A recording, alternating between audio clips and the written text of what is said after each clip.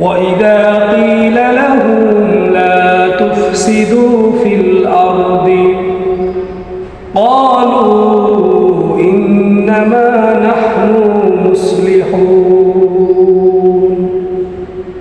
ألا إنهم هم المفسدون ولكن لا يشعرون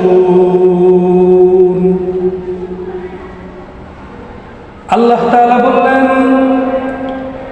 যখন তাদেরকে বলা হলো তোমরা জমিনের মধ্যে ফাসাদ সৃষ্টি করিও না, তোমরা পৃথিবীর মধ্যে অন্যায় অপরাধকে প্রশ্রয় দিও না, জমিনের মধ্যে তোমরা মারামারি কাটাকাটি খুন খারাপি করিও না, একে অপরের অধিকার খর্ব করিও না, মানুষের সঙ্গে খারাপ ব্যবহার করো না, মানুষ অধিকার চাইলে তাদেরকে গুলি কইরা মাইরো না, কারফিউ জারি করে দিয়া হেলিকপ্টারে কইরা তুমি গুলি কইরো না, ছোট ছোট বাচ্চাগুলোর জানকে তুমি কাইরা নিও না। ছাত্ররা তাদের অধিকার আদায়ের জন্য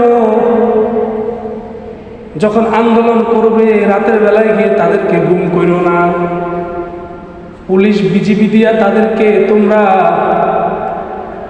বুলেটের আঘাতে তাদের কলিজাটারে ছিঁড়া দিও না।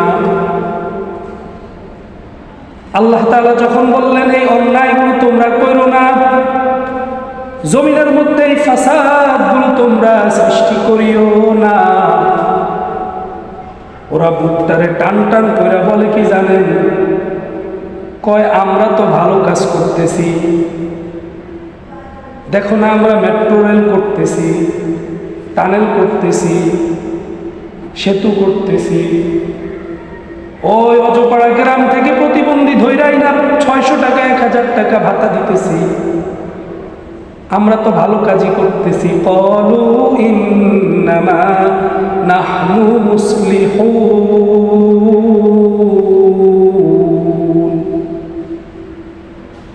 আল্লাহ তাআলা হাতের আঙ্গুল দিয়ে চোখের নিচের ময়লাগুলো দেখায়া দিতেছে, টানেল করলে হবে না, সেতু করলে হবে না, মানুষের সঙ্গে এই অপরাধগুলো করা যাবে না, দেশের সাথে গাদ্দারি করা যাবে না, দেশের অর্থ বিদেশে পাচার করা যাবে না,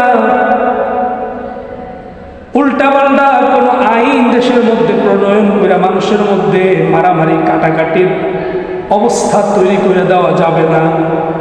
এগুলো মুফসিদ কাজ, এগুলো খারাপ কাজ, এগুলো দৃষ্টিকটু কাজ, এগুলো অন্যায়, এগুলো অপরাধ, এক কথা এগুলো জুলুম। আল্লাহ বলতেছেন এগুলো জুলুম। কি জুলুম? এই যে মানুষ হত্যা করলা, এটা জুলুম। মন গড়া একটা আইন তুমি প্রণয়ন করলা যে 30% মুক্তিযুদ্ধের জন্য থাকবে, অল্প কয়েকটা পার্সেন্ট মেধাবীর জন্য থাকবে। মেধাবীরা বলল না, মানি না, বরং আমাদেরকে বেশি দিতে হবে। এখন বলতেছে আমরা তো বেশি দিয়েছি, যা চাইছে তার থেকেও বেশি দিলাম। তো তুমি দিতে গিয়ে যে 1000 মানুষের রক্তে রাজপথ রঞ্জিত করে ফেললে, রাবার বুলেটের মাধ্যমে ক্ষতবিক্ষত করে ফেললে, বিষাক্ত বুলেটের মাধ্যমে মায়ের কোল তুমি খালি করলে, মেয়েদের উপর আক্রমণ করলাম, তোমার ইশারায় পুলিশেরা আমার মা বোনদের গায়ে হাত তুলল। একজন বাবা তার মেয়ের গায়ে কোনোদিনও ফুলের টোকাটা দেয় না। এত আদরের মেয়ে আজকে অধিকার আদায়ের জন্য আন্দোলনে গেল, আর তোমার ইশারায় ওই মায়ের ইজ্জতের উপরে, ওই বোনের ইজ্জতের উপরে আক্রমণ করলাম। তোমার ইশারায় তোমার সন্ত্রাস বাহিনী ওই বোনদের বুকের মধ্যে বুলেট ঢুকায় দিল, বোনরা শেষ নিঃশ্বাস ত্যাগ করে ফেলল। ভাইয়ের রক্তে রঞ্জিত আবু সাঈদ দুনিয়া থেকে বিদায়। তোমার লজ্জা থাকা দরকার। তুমি মেট্রো রেলের জন্য চোখের পানি ঝরাইলা, এত বড় প্রান্ত পানি ঝরে গেল, তোমার কোনো খবর নাই, তোমার কোনো ফিকির নাই, কোনো টেনশন নাই। তুমি হায়ওয়ান জানোয়ারের চেয়ে নিকৃষ্ট হয়ে গেলে। আবার তুমি বলো আমি তো ভালো কাজই করতেছি, আমি তো একটু দেশের জন্য করতেছি, আমি তো চেয়েছি দেশটাকে উন্নত করতে। রাখো তোমার এরকম উন্নতি, যে উন্নতি করলে মানুষ খেতে পায় না, মানুষের চিকিৎসা নিরাপত্তা নেই, মানুষের জানমাল সময়ের ইজ্জতের নিরাপত্তা নেই। এরকম উন্নয়ন দেশের মানুষ চায় না। তোমার মন গড়া উন্নয়ন করলে হবে নাকি? আমার ভাইয়েরা, আল্লাহ তাআলা আমাদেরকে সতর্ক করে দিয়েছে। আল্লাহ তাআলা পরিচয় তুলে ধরছে যে এরকম অন্যায় অপরাধকারী যারা রয়েছে, সাবধান সাবধান, সতর্ক হয়ে যাও। সতর্কতার সঙ্গে সাবধানতার সঙ্গে তোমরা জেনে রাখো, শুনে নাও, এরকম মানুষ ইন্নাহুম হুমুল মুফসিদুনা, এরা হলো সর্ব উৎকৃষ্ট ফাসাদ সৃষ্টিকারী, এরা হলো অপরাধী, এরা হলো খুনি, এরা হলো পাপী, এরা হলো জাহান্নামী। আল্লাহ তাআলা বলতেছেন ওয়ালাকিন লা ইয়াশউরুন, তবে তারা এটা উপলব্ধি করে না, তবে তারা এটা বুঝে না। তাদের ইহসাস শক্তি নষ্ট হয়ে গিয়েছে, তাদের বুঝ শক্তি ডাউন হয়ে গিয়েছে। এজন্য তারা এত এত অন্যায় করতেছে, মানুষের জীবন নিয়ে ছিনিমিনি খেলতেছে, হাজারো মানুষের লাশের স্তূপ বহায়া দিতেছে, হাজার হাজার মানুষের রক্তে রাজপথ রঞ্জিত করতেছে। এরপরেও ওরা বলতেছে আমরা তো ভালো কাজ করতেছি। এজন্য আপনারা সাবধান হয়ে যাবেন, আমরা সতর্ক হয়ে যাওয়া লাগবে। না হলে জেনে রাখেন, শুনে নেন, এরকম অন্যায়কারীর বিরুদ্ধে যদি কথা না বলেন, এরকম অন্যায়কারীর বিরুদ্ধে যদি কাজ না করেন, বরং তাদের পক্ষে যদি আপনি কথা বলে তাদের পক্ষপাতিত্ব করেন, তাদের পক্ষে কাজ করে যদি তাদের সঙ্গে চলে যান, আপনি দুনিয়ার পথ পদবীর জন্য, দুনিয়ার অর্থ ইনকামের জন্য, দুনিয়ার লোভ লালসায়, দুনিয়ার মোহে পড়ে যদি তাদের পক্ষে চলে যান, তাদের পক্ষে কথা কন, তাদের পক্ষে কাজ করেন, জেনে রাখেন, শুনেন, আপনার কোনো নিস্তার নাই। দুনিয়াতে আল্লাহ তাআলা আপনাকে জালেম উপাধি দিবে, আখিরাতে আল্লাহর নবী বলেন এমন ব্যক্তিরা আমার উম্মত নয়, এদেরকে আমি চিনিই না, এদেরকে আমি জানি না, এদের সঙ্গে আমার কোনো সম্পর্ক নাই, এরা আমার উম্মত নয়, এদের ঠিকানা কাল কিয়ামতের ময়দানে জাহান্নাম হবে, জান্নাত তাদের জন্য হারাম হয়ে যাবে। এজন্য আমার ভাইরা, আজকের এই জুমার মঞ্চ থেকে আমি জানিয়ে দিতে চাই, আপনি রক্ত নিয়ে ছিনিমিনি খেলা বন্ধ করুন। আপনার সময় ঘনিয়ে এসেছে, লেজ গুটিয়ে পালাতে হবে। আপনি যদি আপনার ভালো চান, আজ থেকে পদত্যাগ করেন, অন্যথায় আপনার পতন এমনভাবে হবে, আপনি জেনে রাখেন ফেরাউন, নমরুদ, এই পৃথিবীর থেকে অতিবাহিত হয়ে যাওয়া এমন অনেক দাপটওয়ালা ক্ষমতাসীন ব্যক্তির যেইভাবে মৃত্যু হয়েছে, আপনার পদত্যাগ যদি আপনি না করেন, আপনার পতনও তাদের মতো হবে। একটা কথা মনে রাখবেন, আপনি অন্যায় করবেন না, অন্যায়কারীর সঙ্গে আপনি যাবেন না। অন্যায়কারীর সঙ্গে আপনি যদি কথা বলেন, কাজ করেন, তাহলে আপনিও অন্যায়কারী হিসেবে বিবেচিত হয়ে গেলেন। মনে রাখবেন, এদেশের মানুষ তাদের বুককে টান টান করে দিয়ে আবু সাঈদ দেখিয়ে দিয়েছে যে আমরা মৃত্যুর জন্য প্রস্তুত। তবুও আমার মৃত্যুর মধ্য দিয়ে যদি এদেশের মধ্যে শান্তি চলে আসে, এদেশের মানুষ তাদের অধিকার পেয়ে যায়, তাদের প্রাপ্য হিস্সা যদি তাদের করে তারা পেয়ে যেতে পারে, তাহলে আমি এক আবু সাঈদ কেন, লক্ষ আবু সাঈদ এই দেশের জন্য, এই দেশের মানুষের জন্য নিজের তাজা রক্ত জমিনে ঢেলে দিতে তারা প্রস্তুত আছে। আমরা বলে দিতে চাই মুহতারাম হাজরিন, আপনি ন্যায়ের কথা বলেন বা না বলেন, আপনি মাঠে কাজ করেন বা না করেন, যারা মাঠে কাজ করছে তাদের পক্ষে থাকবেন, ন্যায়ের পক্ষে থাকবেন, অন্যায়ের পক্ষে যাবেন না। আপনাদের কাছে আমার এটা হাত জোর করে, আপনাদের কাছে আমার এটা চাওয়া, আমার এটা পাওয়া। মুহতারাম হাজরিন, আমি যারা মাঠে ময়দানে কাজ করছে, দেশ সংস্কারের জন্য কাজ করছে, রাষ্ট্র সংস্কারের জন্য কাজ করছে, দেশের অন্যায়গুলোকে ধামাচাপা দিয়ে দেশের মধ্যে ন্যায়কে প্রতিষ্ঠা করার কাজে যারা কাজ করছে, আমি তাদেরকে বলতে চাই, ময়লাটা যদি একদিন দুই দিনের হয় তাহলে ফু দাও, ময়লাটা চলে যাবে। যদি ময়লাটা মাস দুয়েক, তিনেক, চারেক, যদি 5-6 মাসের হয় তাহলে একটু জোরে হাত দিয়ে ছাড়া দাও। আর যদি জেনে রাখো ময়লাটা যদি 15 বছর ধরে একটু একটু একটু একটু পড়তে পড়তে গাঢ় হয়ে যায়। জেনে রাখো, ফু দিলে কাজ হবে না। জেনে রাখো, শুধু হাত দিয়ে ঝাড়া দিলে কাজ হবে না। লোহা জাতীয় কিছু দিয়ে ঘষা দাও, ডলা দাও, লোহা জাতীয় কিছু দিয়ে কুড়ায়া কুড়ায়া এই ময়লাগুলো উঠাইতে হবে। শুধু তোমরা আন্দোলনে ক্ষান্ত থাকবে, তোমরা শুধু বিভিন্ন মিছিল করবে, দেশের মধ্যে আরো অরাজকতা বেড়ে যাবে, দেশ আরো অশান্তিযুক্ত হয়ে যাবে, বিশৃঙ্খল হয়ে যাবে। মনে রাখবে, এদেশের মানুষ রক্ত দিয়ে দেশকে জয় করেছে। এদেশের মানুষ তাদের জীবন দিয়ে, 30 লক্ষ মানুষের জীবন দিয়ে এদেশকে আমরা পেয়েছি।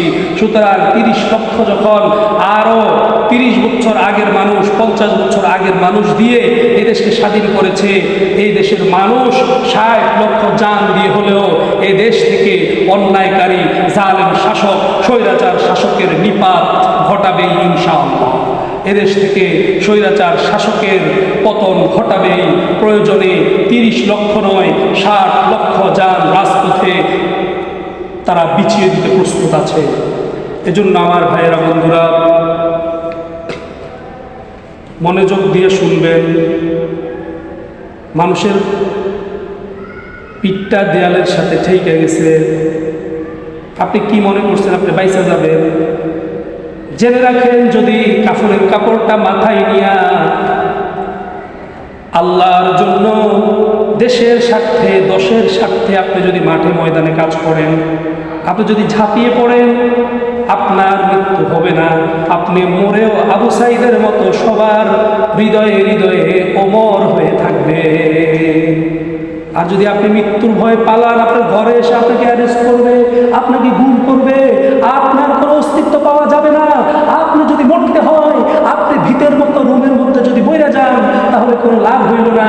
আর সাহসিকতার পরিচয় দিয়ে যদি আপনি বুকটার পেতে দেন, আপনি যদি সত্যকে প্রতিষ্ঠা করার জন্য আপনার জীবনকে উৎসর্গ করে দেন, তাহলে জেনে রাখেন, আপনি যদিও মরে যান, আপনি অমর হয়ে এই পৃথিবীর মাটিতে থাকবেন ইনশাআল্লাহ। এই জন্য মুহতারাম হাজিরিন, কথাগুলো বলে ফেললাম, আপনারা হা করে তাকিয়ে আছেন। আজকে হঠাৎ হুজুর কথা বলছে, এসব কথা হুজুর কেন বললেন? অনেক চিন্তা করতেছেন। আমি আমার জন্য কিছু বলি না, আমি এই দেশের জন্য বলেছি, এদেশের মানুষের জন্য বলেছি। আল্লাহর হুকুম আছে তাই বলেছি। আল্লাহ আমার নেতা, আমার নেতার হুকুম আমি মান্য করে বলেছি। সুতরাং আপনার যদি ভালো লাগে আপনি এই কথাগুলো গ্রহণ করেন, খারাপ লাগলে আপনি এই কথা থেকে বিরত থাকেন। মসজিদে এই কথাগুলো আপনি আপনার ভিতরে মজায় ফেলান, আপনি বাহিরে গিয়ে এই কথাগুলো মুখ দিয়ে বের করবেন। আপনার আখিরাতে আপনার জন্য কঠিন শাস্তি অপেক্ষা করছে। হয়তোবা দুনিয়াতে আমাকে আপনি ফাঁসায়া দিবেন, আমাকে হয়তোবা আপনি দুনিয়াতে লাঞ্ছিত করবেন, আমার জানমালের ক্ষয়ক্ষতি করবেন, তবে আপনারও ক্ষতি হবে। আপনি অপেক্ষা করেন। এজন্য কেউ কারো পিছনে নয়, বরং সবাই সবার জন্য জীবন দিবেন, কথা বলবেন, সবাই সবার জন্য রক্ত দিবেন। যদি কোনো হানাদার বাহিনী, যদি কোনো সন্ত্রাস বাহিনী, স্বৈরাচার বাহিনী যদি এই এলাকার কোনো মানুষকে অ্যারেস্ট করার জন্য, গুম করার জন্য আসে, আপনি চিৎকার শুরু করবেন, পুরো এলাকার মানুষ জড়ো হবেন। 5 জন, 10 জন, 20 জন, 30 জন হানাদার বাহিনী যদি আসে একজনকে ধরার জন্য, আমরা এই এলাকার প্রায় 30,000 মানুষ একসঙ্গে জড়ো হয়ে তাকে কখনো আমরা নিয়ে যেতে দেব না। তার হেফাজতের জন্য আমরা সর্বোচ্চ ত্যাগ করবো, রাজি আছেন ইনশাআল্লাহ? তাহলেই সবাই বাঁচব, না হয় অন্যথায় মুহতারাম হাজিরিন, আপনারও রক্ষা নাই, আমারও রক্ষা নাই। আমি একভাবে মরব, আপনি কিন্তু আরেকভাবে মরবেন। এদেশের প্রত্যেকটা মানুষকে সে মেরে ছাড়বে, হাত পাও ভেঙে দিবে, কোমর ভেঙে দিবে, সবাইকে ঘরে বসায় রাখবে, শিক্ষা দিয়ে আপনাকে, শিক্ষার মেরুদণ্ড ভেঙে দিয়ে আপনাকে ধ্বংস করবে, আপনাকে না খাওয়ায় মারবে, আপনাকে হাসপাতালে হয়রানি করে মারবে, আপনার জানের অনিরাপত্তার কারণে আপনাকে মারবে, মালের অনিরাপত্তার কারণে আপনি মরবেন, মরতে আপনাকে হবেই। তবে মুহতারাম হাজিরিন, জেনে রাখেন, আপনি যদি সিংহ পুরুষের মতো গর্জে উঠেন, আপনি এই পৃথিবীতেও মাথা উঁচু করে থাকতে পারবেন। এই দেশের জন্য যদি আপনার জীবন যায়, এই জীবনটা আপনার জান্নাতের পাখি হয়ে জান্নাতে উড়াউড়ি করবে। এটা আপনার জন্য, আমার জন্য খুশখবর। এই জন্য মুহতারাম, বাংলাদেশের অবস্থা একেবারেই নিকৃষ্ট হয়ে গিয়েছে। বাংলাদেশ একেবারেই নাজুক হাল অবস্থায়, ভয়ঙ্কর রূপ ধারণ করছে। এজন্য এই বাংলাদেশের মধ্যে আমার আপনার সুখ শান্তি সফলতার নিশ্চয়তার জন্য আমার আপনার বুকের তাজা রক্ত ঢেলে দিতে হবে। জেনে রাখবেন, এদেশের শান্তির জন্য, এদেশের শান্তির জন্য ঘরে বসে থাকবেন, শান্তি আসবে না। তাজা রক্ত ঢেলে দিবেন, শান্তি আপনার পদচুম্বন করবে ইনশাআল্লাহ। আল্লাহ তাআলা কথাগুলো বুঝার এবং আমল করার তৌফিক দান করুক সকলে।